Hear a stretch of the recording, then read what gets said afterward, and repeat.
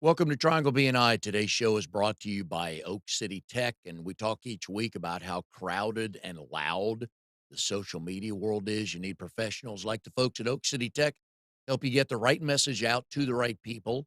Try not to do it all on your own. Go to oakcitytech.com. Tell them what you're looking for. I know they'll be able to help you. Hi, everybody. My name is Mike Manning. Each week on Triangle BNI, we bring you a small business success story. If you are not familiar with BNI, it is Business Networking International, the world's largest networking organization. Our little slice of heaven here in the Triangle is Raleigh, Durham, and Chapel Hill. Each week, about 34 chapters get together, almost 550 members, and our goal is to help each other grow their business. And our small business success story today is Dr. Cari DeCandia with Momentum Performance Consulting. Cari, how are you today? I'm doing great. How are you doing? Doing good. So, my mom got a doctorate in psychology just for herself, just to uh, complete a goal that she wanted to do. She never used the name.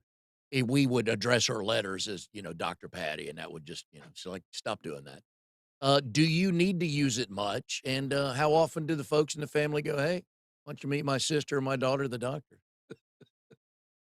Um, I actually only typically ever use it when I'm teaching. So I'm an adjunct at a university in Oregon, and the students are graduate students, and they refer to me as Dr. DeCandia, but that's pretty much it. Was that one of the plans all along to get your doctorate? It actually wasn't. My plan initially was to solely work in an applied setting. But the more I got into the field, this opportunity just came across my desk, so to speak. I gave it a try, and I found that I really enjoyed engaging with other individuals that had a similar passion, and kind of helping them to kind of grow on their journey. Carrie is a member of RD23. It is Raleigh Resource Group. They meet Wednesdays at 11:35. When you go back in person, I'm assuming it's still at Linwood Grill. Yes. Okay, on Glenwood, and a wonderful place, a very good group. She is a peak performance and leadership development coach. All right, that sounds big and a lot, and I know there's a lot involved, but break it down. What Because you work with athletes, you work with businesses, you work with business folks and individuals. What is it that you bring to folks under a Momentum Performance Consulting umbrella? Sure. I tried to define it, and I think you nailed it. It's performance is performance, regardless of the domain that you're in. And so we're all performing, whether we are in a business setting, in a relationship, or out on the field. And so, what I try to help individuals do is to show up to be their absolute best, and take them to that next level of success, however they define it, because we all have different definitions of how we view success and what we want. So I try to help those individuals first to define what success looks like for them, and then to help them systematically develop a plan to get there. That's a wonderful point because a lot of times we think about what we want, but we don't speak it, we don't write it down. We're just like, "Oh, that would be really good to have one day." And I'm a big fan of putting things on paper and just looking at it because I was talking with somebody the other day that I sent a proposal to for work, and we're talking about, so I was telling them why I'm a big fan of paper. I said it's like a swatch when you're wanting to paint your inside walls of your house. You put it up there and you look at it for a little while, a day, couple days, depending. But I'm a huge fan of putting stuff on paper. I'm sure you work with folks, once they see it, they're like, "Oh, Well, if we don't know where we're going, right, we can't develop that plan to get there. So I use a metaphor often of, we're a ship in the middle of the ocean without oars or without a sail. We're just kind of letting ourselves, succumb to the wind and the waves, and having that push us in whatever direction the environment thinks we should go in, not the direction that we would necessarily want to go in. In the business world, the clients you work with, is there a commonality of why they're successful? Yes, they do the little things consistently. For example, They consistently take time to reset. And so at the beginning of the day, they know the actions that they want to take to show up and to be successful however they define it. But they have that awareness of what they need to recharge.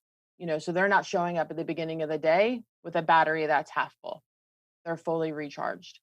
So I that's one yeah, example. and I have found the older I get, the word process, because I have a routine every morning. I get up and walk, Okay. but I don't a lot of times people hear routine, they're like, "Oh god, those are so boring."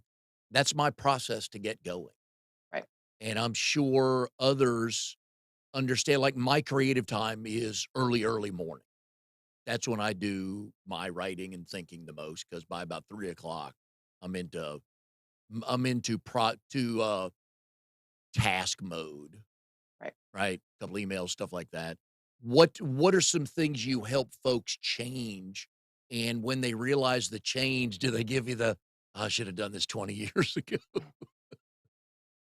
I think it all starts with self-awareness and to committing to higher levels of self-awareness. So that for any performance change or any performance improvement, um, you have to first commit to that self-awareness. Whether it's, what are my goals? What is the destination I want to end up at? Whether it's, what are my core values and making sure that my goals are in alignment with those values. So I'm not kind of fighting against myself.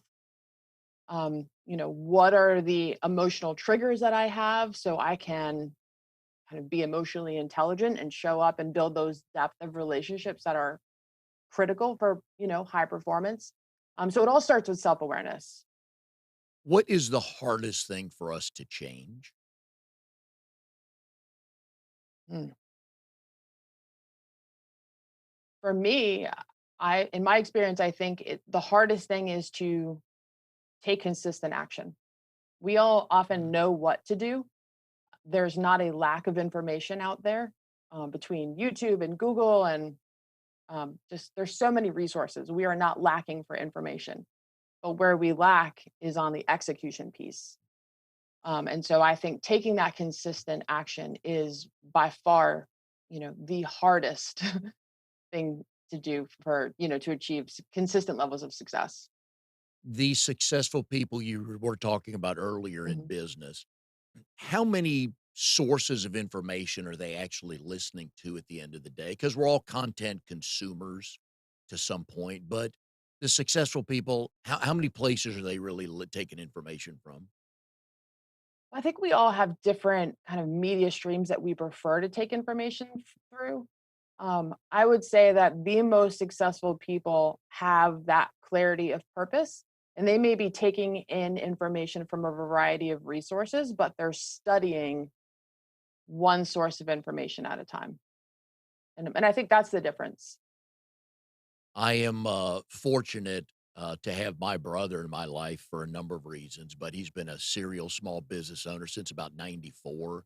And he and I actually started a couple of businesses that we've since sold.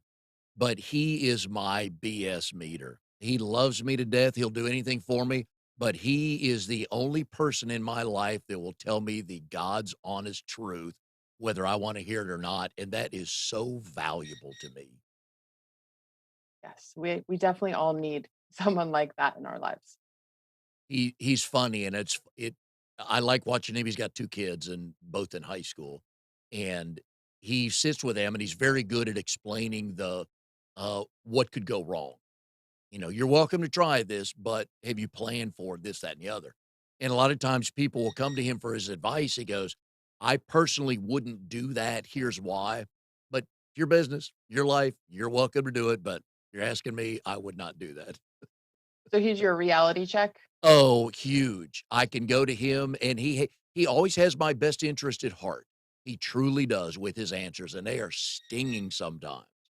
And I ran through the first business I bought was a coin laundromat when we were living in Florida. and I ran through all 3 of his red flags he gave me. I'm sure people come to you with issues like, I'm either listening to the wrong person or not listening to the right person. Yeah, and I think that's challenging to some extent because as a coach, you want to inspire. Mm, And who are you to say what someone is capable of or not capable of? Um, I had a situation like this last week. Actually, I can share it with you if we have a moment. mhm, So, one of my students is a Division One track coach, and one of his athletes who has aspirations to be on the US Olympic team wanted to quit school to pursue his dream and go and train in Kenya. And this athlete was a great athlete on the team, well liked by all of the team members. He was a great contributor from a performance standpoint. And so the coach admittedly did not want this athlete to leave and go train in Kenya. Um, except that the advice that he was giving him was, it seemed to be more focused um, on his own desire to keep that mm, athlete on the team because he was a great team member, a great performer for the college, and did not take into account this athlete's dreams of becoming a future Olympian, even though the likelihood of him becoming a future Olympian was probably lower than realistic. Um, and so I think it's hard sometimes where maybe you know that that individual doesn't have what it takes at this mm. moment, but as a coach or as a leader, you don't want to squash their dreams, and you have to then weigh which is which is greater, the potential for regret Mm. or the potential for failure, and then what is the impact of that failure if it does happen. And as a mom, you can appreciate that analogy because sometimes they're all my kids and, do we go should we move to this school for that reason or move here and things like that, and that it's hard, Right. especially when you see somebody if like the runner, that was their goal, and again, if it all if they went to Kenya and trained and never made the Olympic team, would that have been not a wrong choice, but not the best choice? Don't know, right? Well, I think you have to look at the downside. Mhm, You know, he was leaving school and he was leaving a scholarship. But at that point, that was really the only kind of potential obstacles or rather potential drawbacks. Whereas if he didn't go to Kenya and he continued on this path yeah. and he didn't realize his dreams, that unknowing, Oh, yeah. that Yep. of could I have made it had I X, Y, or Z? I think that has the far greater potential for being kind of life altering. Yeah, and with the folks you work on the personal side with, again, as I get older, you get more perspective and stuff, um, and they're not really regrets, I don't think. They're almost what if, or should I have, or what would happen. I love those moments in time where people make a decision to do something, go somewhere, and they meet their future spouse, their future business partner, something works out, but just an instantaneous, okay, I'm going to go there this day. I love those moments. I hate when they don't work out, but man, when they work out, they're great stories. Well, I experienced that moment when I made that decision to leave my career after 20 years to go back to graduate school and pursue my passion. You know, And I you, had you wonder, if you hadn't done that, I mean, where would you be today? I don't know. We would not be talking, correct? probably not. Yeah. But and you I you look back though and you go, "Oh, boy, glad I did." 100%. And I agree that it's, you have to have, I think, it makes it easier rather if you have a really strong support system Mm. that allows you to get outside of your comfort zone because you know that if you do fail, you have that support. I've given up on saying how long we're in or near the end of COVID. I was wrong because I thought when we first went, because BNI stopped meeting in person last March of Right. 2020. I thought it was gonna be like a month, just tell you how smart I was, which is why I don't gamble because Vegas, I could build 4 more hotels in Vegas if I went and took my money and gambled there. But we're starting to get outside the house more, I'll Mhm. say that. What kind of things are you seeing and hearing from people that have been in the house or working from home for the better part of a year? What are they dealing with? What are some things we can think about as we kinda get back out in society?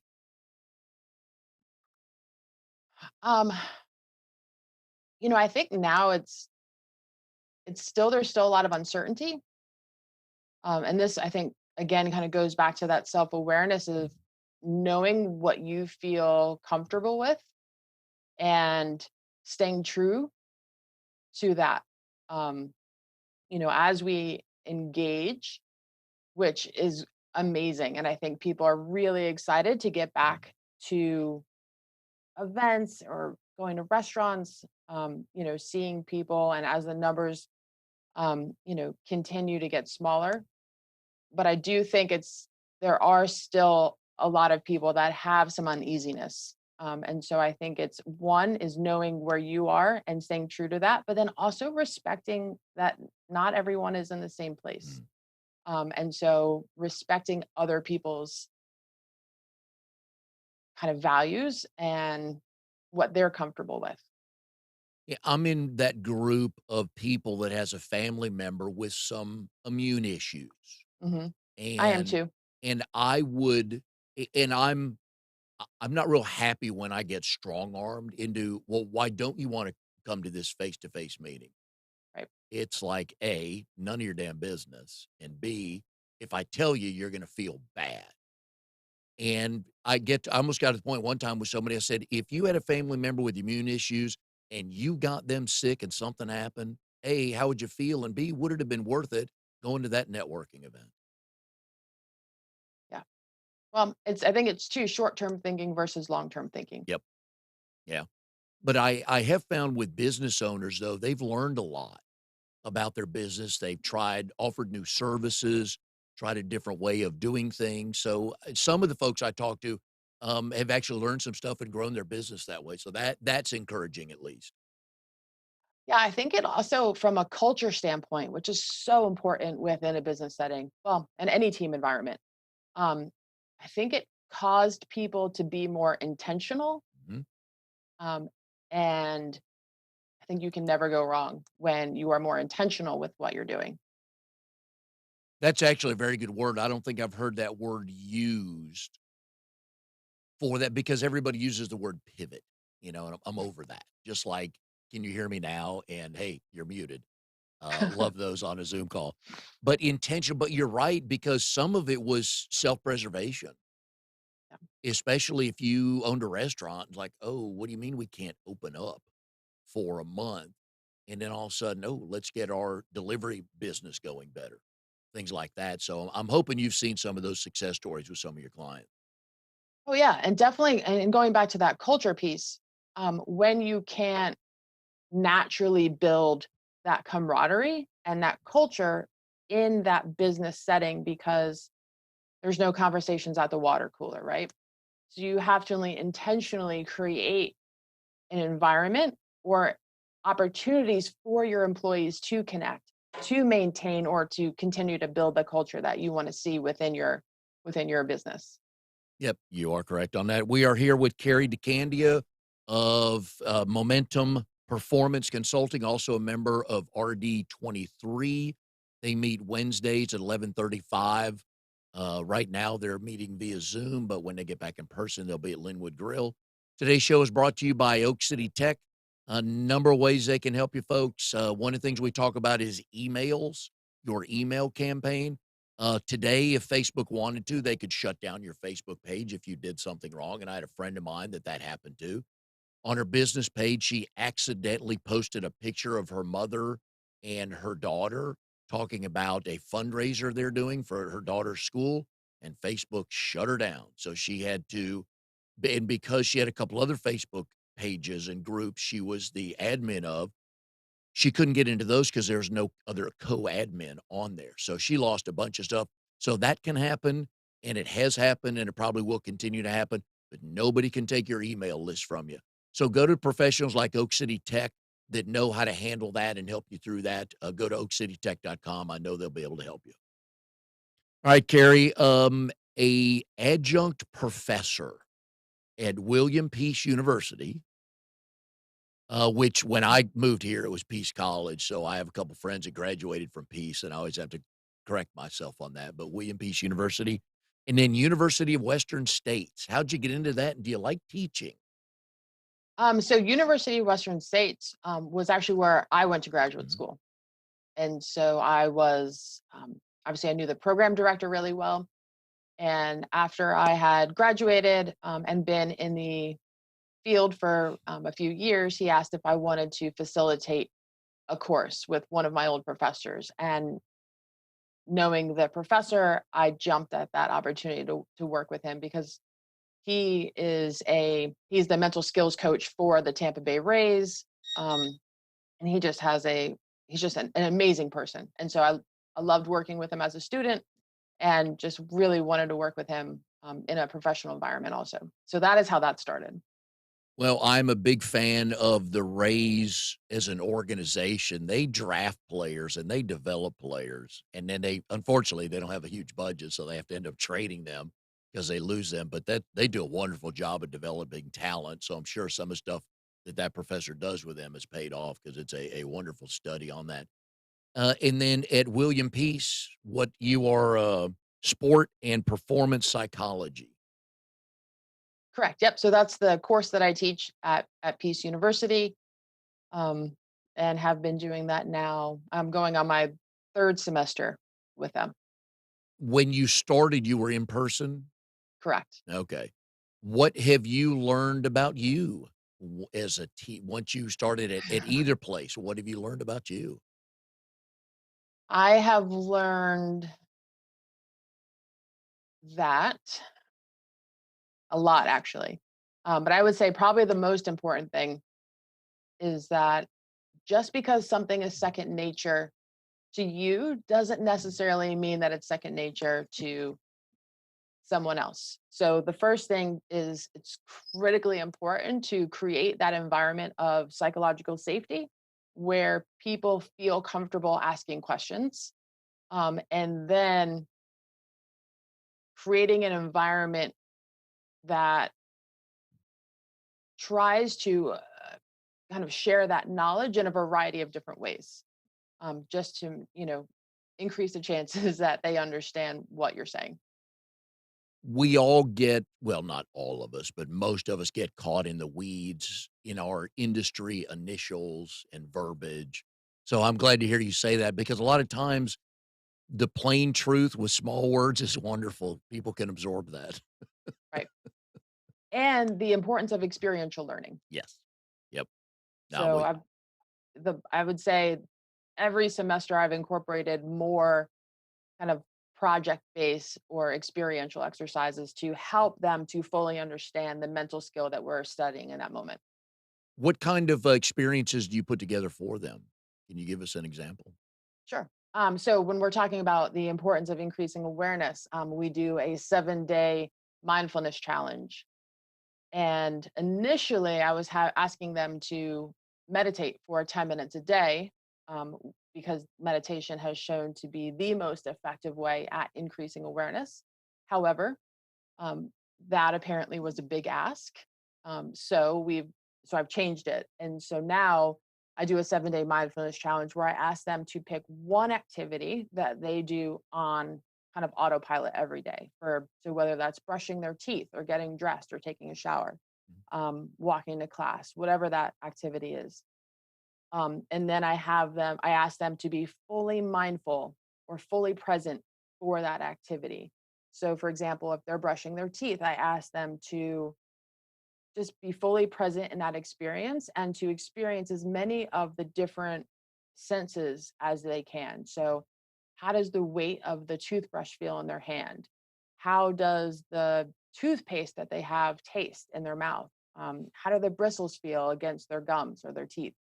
And so the more present and the more of those different sensory experiences that you allow yourself to experience, the more present you'll be. The goal would be the more present you are throughout the day. So it's interesting, and then I asked them to write a reflection of what that experience was like for that 7 day period, and it's really interesting to hear um, what they often come up with. I like that, and I always find a shameless way to get my grandson into the show, because I saw him over the weekend. But I go walking every morning, I have an earbud in, and I listen to a podcast, different types of podcasts. But when I go walk in the neighborhood with him, I see everything because he asks questions. He sees stuff that I don't see because my head's down walking. So it's kinda nice sometimes to not multitask and just enjoy the moment. You're like, "Oh, I didn't know that went that way," or "I could have done that better." Yeah, mindful walking is an amazing activity, especially if you're doing it in nature. Yes. Now I walk the same route in the neighborhood every day, but I do notice, uh, oh, what's the shoot, I was mentioning this the other day. Anyways, there's always one house, at least every other day, their garage door is open. We're talking like 4:30 in the morning, 5 o'clock in the morning is when I go. And that jumps out at me, even though it's the same garage open all the time.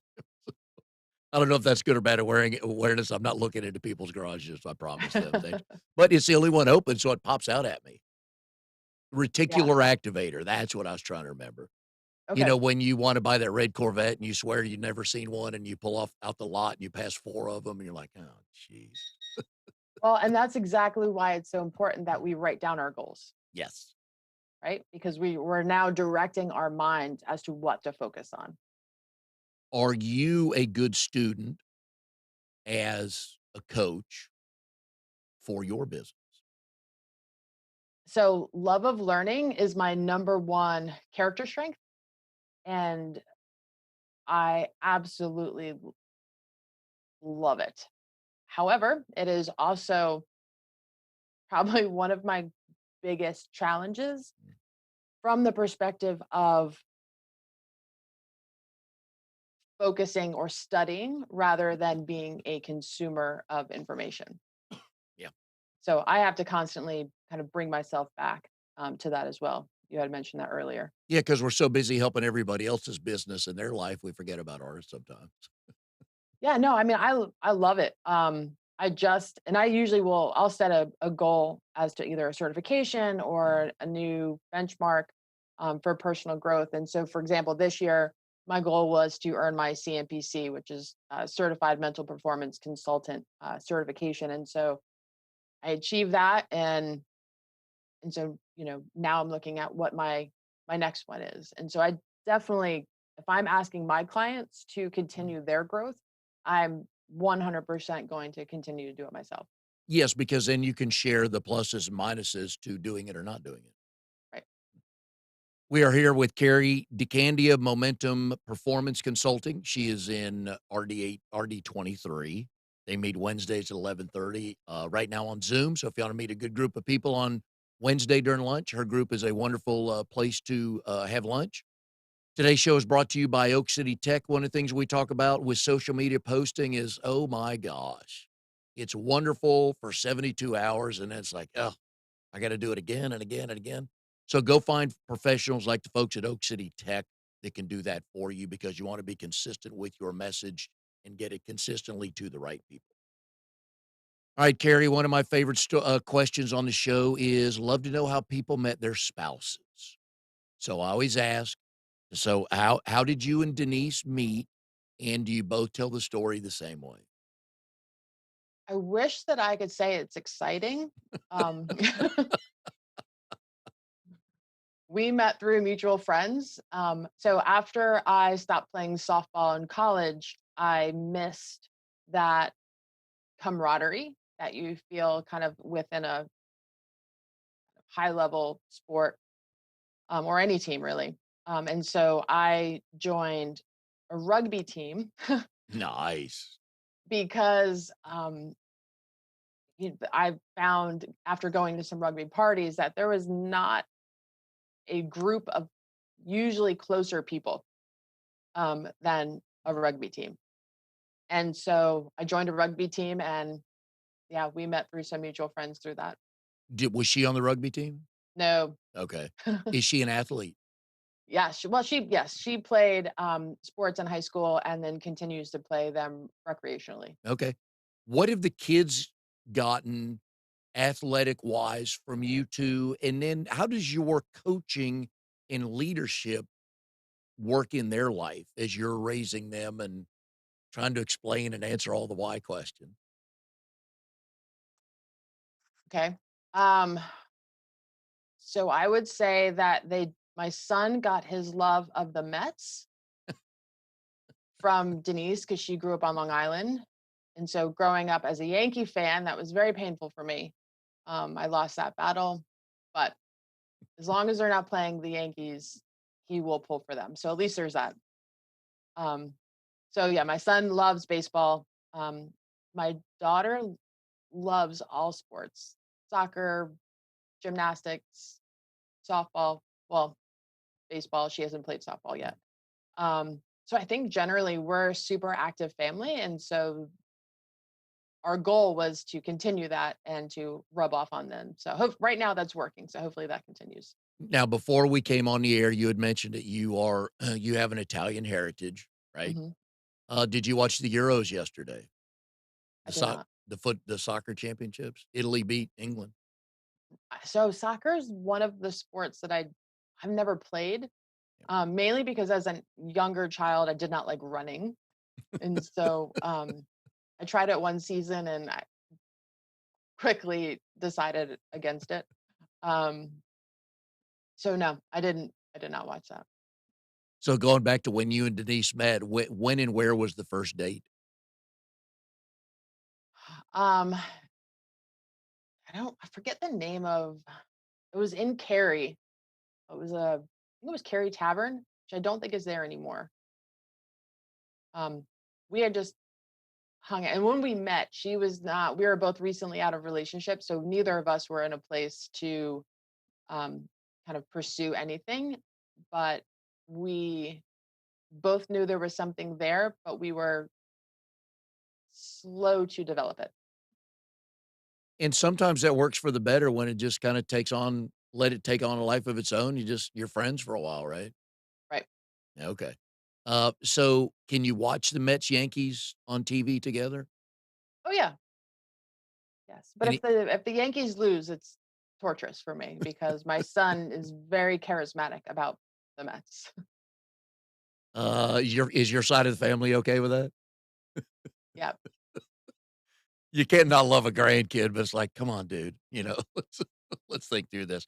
And this year's Well, tough for you because the Mets are actually playing better than the Yankees. yes. I'm aware every day when my son first thing he does when he gets up in the morning is check the standings and then reminds me of where everybody sits. You just need, you need a sign with that just what is it like? You guys have won, what, 20 World Series or something like that, and they've won at least 1, maybe 2. 2, I think. Okay, alright, and just have a sign that's got 20 and 2, and just hold that up, just put it on the fridge and just point to it. Yeah. Well, and usually what happens though with the Mets, and it'll be interesting because tomorrow's the All-Star game. Mm. Um, and it's also my son's birthday, so he's super excited about that. But usually the Mets start to go downhill after the All-Star break. So we'll see if they can kind of continue their good performance so far. Well, and plus they are playing oh, do what? Oh, sorry. I keep clicking my pen, so that's one of mine, yeah. Plus they're playing in a really crappy division, so they wouldn't be leading anywhere else except that division.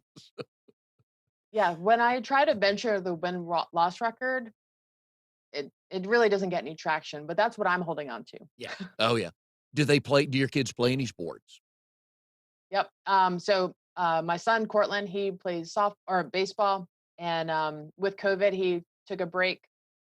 But he'll be returning back this year. He's trying out lacrosse.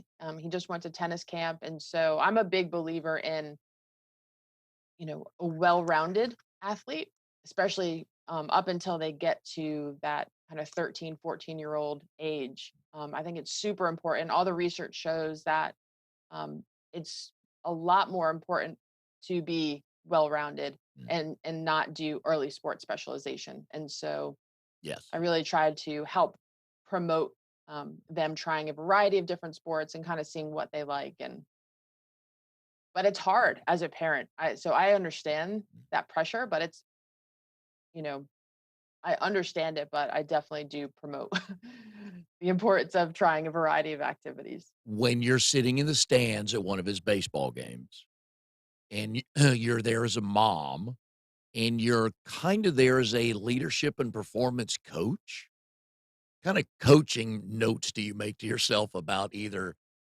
the coaches, another parent in the stands screaming about something? Does work come into play very often when you're at one of his games? It doesn't. Okay, it doesn't now. It did in the beginning. And the more I studied this, the more I understood the impact that coaching from the stands had on him in a negative way. Mhm. And so now it doesn't. And I'm a silent or encourager, you know, but other than that, I don't say anything. Um, and at the end of the game, the only thing I tell him is that I loved watching him play. Yep. And so if he wants to talk about it or if he wants to ask for tips, then I let him initiate that. But I have learned that not to do that. The number one thing that I tell people when we're talking parenthood is just show up. It's more important for Cortland. He probably doesn't know it today, but he will as he gets older, just to look in the stands and see both of you there. Well, I remember as an athlete growing up, when my dad would come to my softball games, he would always kind of sit or stand against, usually the left field or right field outfield fence. And he wouldn't say anything. And he would just stand there and clap when appropriate. Um, and so that was I kind of try to model after him. Will you be a coach one day? That's really hard to say. Um, because I think there's both advantages and disadvantages to being a coach to your kids. Yeah. And so I haven't reconciled that yet. I did it with both my boys in baseball and basketball. Probably coached each of them at least half a dozen times. Wouldn't trade any of that. You do have to explain because my oldest son was always one of the better players on the team, and he played all the time, but all the other good players, did as well. I followed the rules of getting everybody in, the amount of time, and then hopefully, some more. But I enjoyed it. It helped me parent a little bit better. So I didn't have to. So I knew when to say something, kind of like go back to your dad, when to say something, when not to say something. I enjoyed it very much. It was a lot of fun. It's not for everybody, but I always there was always that one parent in the stands who always critiqued. Not it just you don't do this, so I'm not saying this to you, but there's usually a dad in the stands when my boys were growing up that always critiqued the coach. And one day somebody said, "So when are you going to coach?" He goes, "Oh, I don't have time for that." And then we're all looking at each other like, "Well, then shut up." I think I could see myself being an assistant coach. I don't know that I would want to be the head coach. Even for softball. Yes. I think mainly because though of that potential dynamic of coaching my daughter. Who would it be tougher on, you or her? I think I would always be super aware of those decisions, whether to play her or not play her, to make sure I wasn't showing favoritism. Mm. but then the potential of almost being too hard on her to show to show that I wasn't showing favoritism. Um, and then I know as a child, I don't know that I would want her to be in that position too, where people would look at her potentially differently or think that she hasn't earned a spot. So I think, being an assistant coach would still give me enough opportunity to influence, but not be in that primary decision making role. That makes sense. I think you would enjoy it. It's a lot of fun just when those kids at that age have an aha moment, and to be on the bench or in the dugout with them is just wonderful. Their faces light up, they look for their parents, "Did you see me score a run or make a basket?" or whatever it is the best part of coaching for me, and that's why I Yeah. got into it as well, so, Well, I y did coach. I coached a 16 and under junior Olympic team in softball right after I graduated college, and that was awesome. And so I do enjoy it, definitely. And my daughter starts softball for the first time in the spring, and so we'll see. you should do it as a case study. Okay. So you could teach another class somewhere about how parents quit being knuckleheads at little league games, because that's the worst part about little league are the parents, they're just some of them are just Oh, idiots, so I could tell you stories, oh, yeah, as I'm sure you we can. all got I got a there's a guy who coached when I was coaching my oldest son in basketball. He knew his career one-loss record.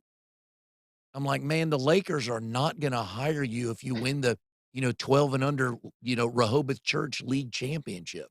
But he knew his record, can oh gosh, Gary, I'm telling you. You have done one thing on LinkedIn that I'm proud of you, and What's I'm up? not happy with you at the same time, is you put your stinking 4.0 GPA on there, and I would have done it too if I got anywhere close to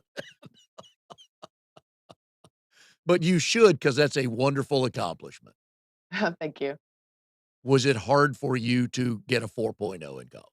And we're talking that was, in your doctoral program. Yeah. So in my Yeah, master's and my doctorate, if we're yeah. being precise. Please, hey, it's not bragging if you did it. But not an undergraduate, and I think that was the difference. Oh, I know. Oh, then I can tell you why you got a 4.0, because you went back Yeah, on your term. yeah, and I had purpose. I Mhm. definitely had that, that exact purpose of what I was seeking to do.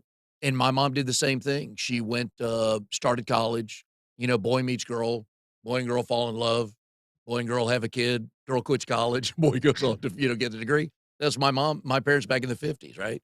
And so once the 3 of us, I have an older sister, younger brother, once we got a little bit older, she went back to school on her terms and just, I mean, 4.0 everywhere. And just kept going because Yeah, that's not even, yeah, finishing college, that's yeah. finishing and then. Yeah, when we moved here, she got her finished, 3 years of undergraduate, then a master's, and then a doctorate at State, but she went back on her terms for her reasons and loved it. Yep. So, yep, no, I would put 4.0 if I got it in anything. I didn't even anyways, we won't get into that, but, well done. Thanks for being on the show today. We enjoyed it very much. Folks can get in touch with you. We've been putting your phone number up there. They can also go to momentumperformancegroup.com, and you can help them with business and personal goals, issues, Whatever anything like that. area, yeah, they wanna increase their, level of success in.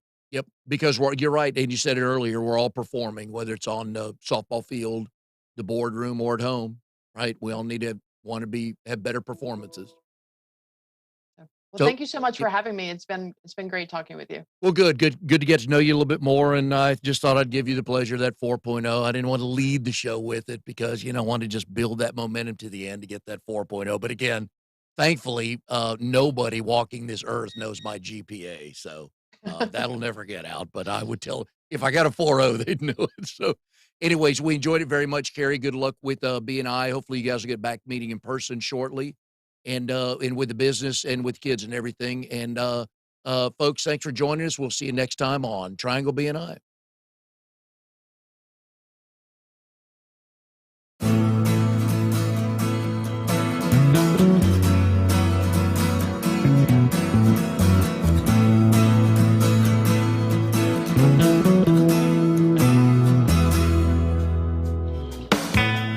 to the Nissan Communications Network. If you tuned in too late, you can always watch each program in its entirety or download an MP3 audio file of it in the archives section at nissancommunications.com. Don't forget to subscribe to our YouTube channel, follow us on Twitter, and like us on Facebook. Sponsored by StreamingGear.com, Carolina Apparel, and DeltaForce.net.